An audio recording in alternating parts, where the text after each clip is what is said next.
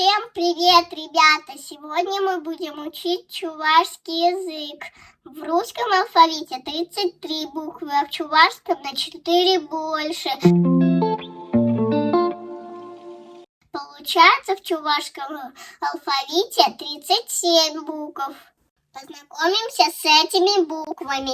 Первая буква О, похожа на букву А со шляпкой. Туда? Туда.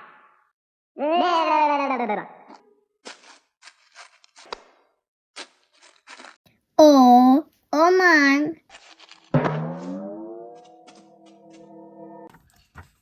Вторая буква похожа на букву Е со шляпкой. Не. Это буква Ш. Буква похожа на С с хвостиком. Шарик.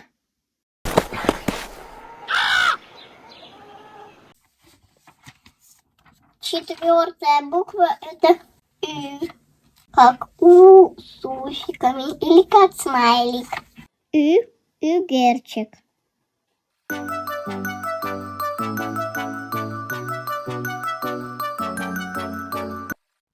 Ребята, если вам было интересно, ставьте лайк. Всем пока!